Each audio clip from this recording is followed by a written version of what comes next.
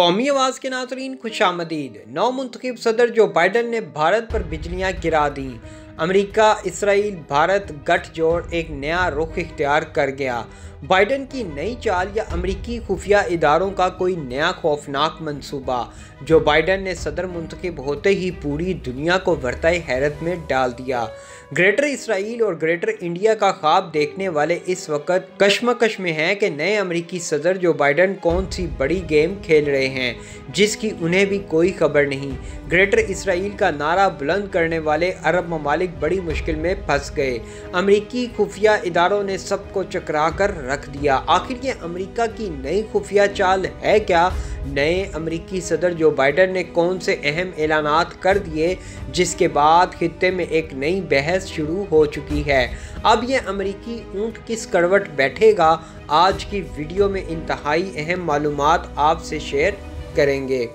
दोस्तों, वीडियो में आगे बढ़ने से कबल अगर आपने कौमी आवाज़ को अभी तक सब्सक्राइब नहीं किया तो इसे सब्सक्राइब और बेल आइकॉन पर क्लिक ज़रूर करें, क्योंकि ये मेरी और आपकी नहीं बल्कि पूरी कौम की आवाज़ है। जो बाइडन का सदर बनते ही दबंग ऐलान, पाक अमेरिका ताल्लुकात में नया मोड़, मोदी की खुशियां सोग में बदल गईं। अमेरिका से पाकिस्तान के लिए बड़ी खुशखबरी। जो बाइडन का मरतब करदा कैरी लोगर बिल दर हकीकत क्या है?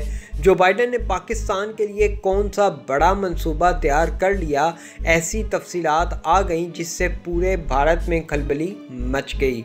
भारत और अमेरिका का पाकिस्तान मुखालिफ दिफाई मुआहिदा खतरे में पड़ गया। जो बाइडन ने कैसे एक साथ मोदी ट्रंप गठजोड़ पर बिजलियां गिरा दी, तफसीलात जानकर आप भी हैरान रह जाएंगे। दोस्तों, सबसे पहले हम आपको बताएंगे कि कैरी लोगर बिल था क्या।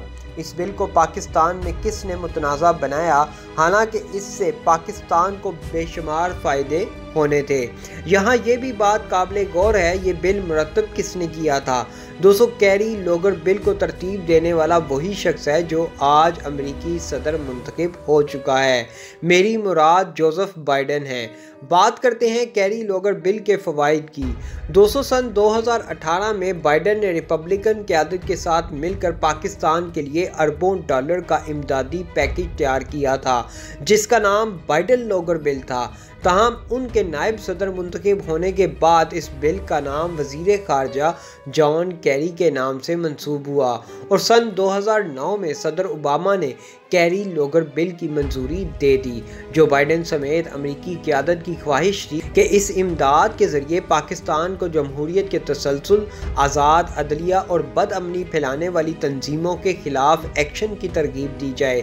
इस बिल के ज़रिए पाकिस्तान के लिए अमेरिकी इमदाद में सालाना $1.5 अरब का इजाफा, जिसका मकसद पाकिस्तानी अवाम का साथ तवील अरसे तक देना था। इसमें $7.5 अरब आइंदा 5 साल के लिए मुख्तस किए गए थे, जिसमें 2009 से 2013 तक $1.5 अरब सालाना रखे गए थे। इसका मकसद इक्तिसादी तरक्की पर जोर देना था। बिल में बाद में आने वाले 5 सालों के लिए मजीद $7.5 करोड़ की सिफारिश भी की गई थी। तब पाकिस्तान में पीपल्स पार्टी की हुकूमत थी। सदर आसिफ अली जरदारी जबकि वज़ीर आज़म यूसुफ रज़ा गिलानी थे और उस वक़्त भी पाकिस्तान के वज़ीर ख़ारजा कोई और नहीं, शाह महमूद कुरैशी ही थे। इस बिल को पाकिस्तान पीपल्स पार्टी की हुकूमत अपनी कामयाबी गर्दान रही थी, लेकिन इस बिल पर पाक फौज और अपोजिशन ने शदीद तनकीद की और इस बिल को मुल्क बेचने के मुतरादिफ करार दिया। दोस्तों, यहाँ मैं आपको वाज़ह करता जाऊँ कि अस्करी क़यादत को इस कैरी लोगर बिल से क्या एतराज़ात थे। पाकिस्तानी फ़ौज ने अमेरिकी इमदाद के नए पैकेज पर तहफ़्फ़ुज़ात का इजहार किया था।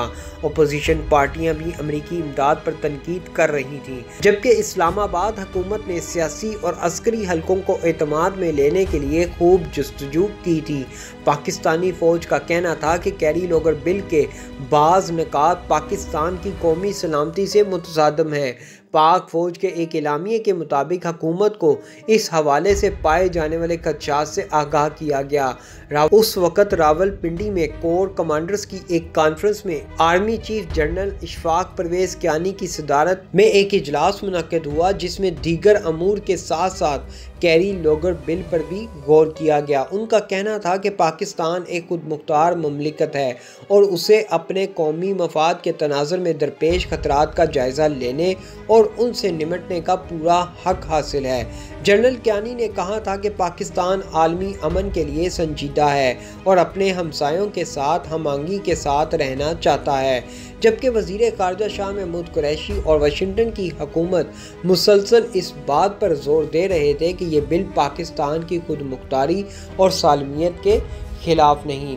दोस्तों, आपको एक बार फिर याद दहानी कराता जाऊं कि ये बिल जो बाइडन ने बनाया था, जो मुतअद्दिद बार पाकिस्तान का दौरा कर चुके हैं। मौजूदा अमेरिकी सदर पाकिस्तानी हुकूमत और पाकिस्तानी अस्करी क़यादत से बाखूबी वाकिफ़ हैं। इसका अंदाज़ा यहाँ से लगाया जा सकता है कि वज़ीर आज़म यूसुफ रज़ा गिलानी के दौर में बतौर अमरीकी नायब सदर उनके इस्लामाबाद के एक दौरे में उनसे बारहा पूछा गया कि अगर अमेरिका पाकिस्तान का इत्तेहादी है तो आए दिन कबायली इलाकों में ड्रोन अटैक्स क्यों करवाए जाते हैं, क्यों पाकिस्तान की खुद मुख्तारी को पामाल किया जाता है। इस मौके पर जो बाइडन ने जो जवाब दिया था उससे उनकी पाकिस्तान के बारे में समझ बूझ वाज़िया होती है।